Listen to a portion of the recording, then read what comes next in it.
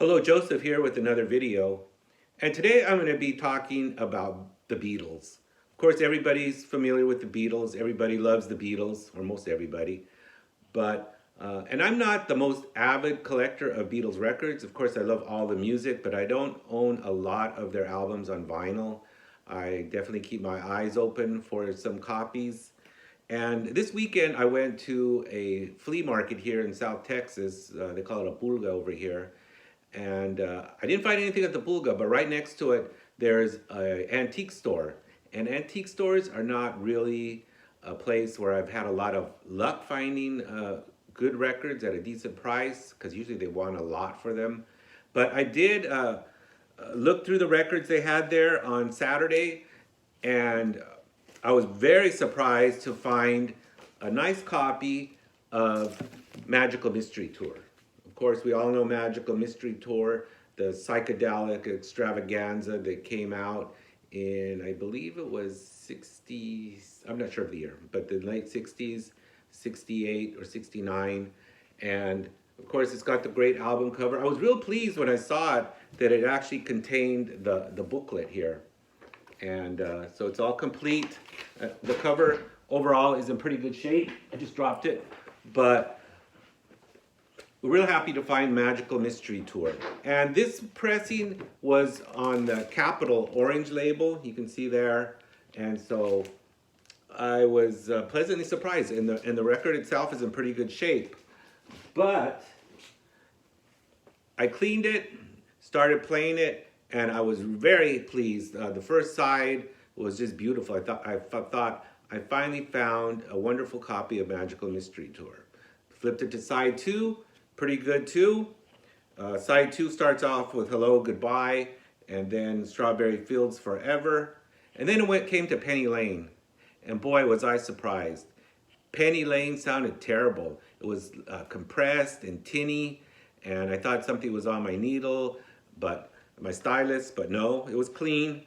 And actually, I recently changed my stylus, so it's in good shape, and it's all adjusted and everything. But Penny Lane, Baby You're a Rich Man, and All You Need Is Love all sounded terrible. And so I started doing some homework online, and this is probably old news to avid Beatle collectors, but what I found out is that from those three tracks, Penny Lane, Baby You're a Rich Man, All You Need Is Love, are not true stereo. They were released in a fake stereo. It's very compressed, and I believe all the U.S. pressings from this time sound terrible like that. That's what I'm gathering online. So once again, this is not the greatest copy, even though it's in good shape. They said, looking once again online, they said to keep an eye open for either a US mono or a German pressing of the EP, because originally this was not an LP, it was EP.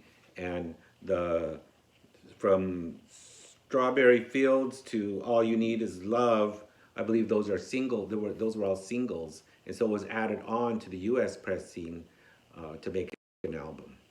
But I was somewhat disappointed. I do have what makes up the true Magical Mystery Tour soundtrack. It sounds pretty good. So I'm willing to live with that for now and keep my eyes open for a mono. And I kind of doubt I'll find the German pressing at a decent price. But also the later pressings, the US pressings, are, I believe, from a digital source, and so they have the fixed stereo sound. Continuing on with my Beatles weekend, at the same antique store, I found a copy of Let It Be. I was real happy with this when I saw it, because it was only $10, which I guess I should have raised a red flag somewhat, or a red apple maybe, you'll say talk about that. And you can see in the back, it does actually have a red apple, as opposed to most pressings have a green apple.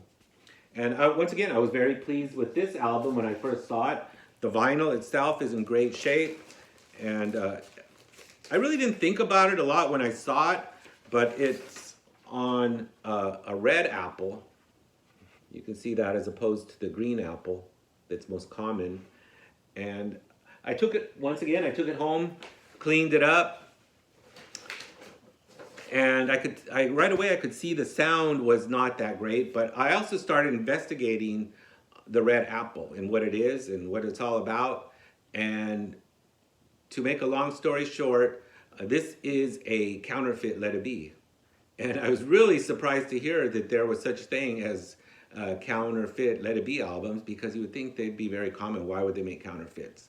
But as I did my homework, I realized in the 1970s, when the first pressing ran out, there was a shortage of Let It Be albums. So counterfeiters prevailed, and they started making counterfeit Let It Be albums, which were even sold in mainstream stores like the Warehouse, Tower Records. I don't know how the distributors got a hold of them and got away with that. But yeah, unfortunately, this is not a legitimate Let It Be album. It's a counterfeit. And one way you can find out, it's kind of hard to see on the video, but you can see that the George Harrison picture, and actually most of the other pictures, photos, are not very good quality. You can see that right away when you compare them or you see them in person, that it's a very poor quality photo. And obviously it was just copied. And even more so than that, once again we go to the red apple, to the record itself, and like I say, I did my homework, and I could see one of the ways to tell that this is a true pressing or not is through the runouts. And on this runout, it's got almost the makings of a true pressing because it's got Phil and Ronnie etched into it, and that's one thing that the legitimate copies also have, but it doesn't have bowel sound, and that's what a legitimate copy has. So I got burned for 10 bucks. This is a counterfeit Let It Be. The sound is not very good, so definitely will keep my eyes open for a decent Let It Be album. Or I could go the route like I did with the White Album. Recently, a couple months ago, I picked up the White Album, and it's the Giles Martin edition. There's not much to see, it's just a White Album, but it's in great condition, of course. And I am, for one, am very pleased with the mix. I think the mix sounds great. It's a clean copy. The cover is obviously in great condition, so maybe I'll just go the Giles Martin route and get the Let It Be album through that. But I thought I would share my Beatles experience of the weekend and finding out a little bit more about Beatles records, and I thought I would share it with you. So that's it for now. Joseph out.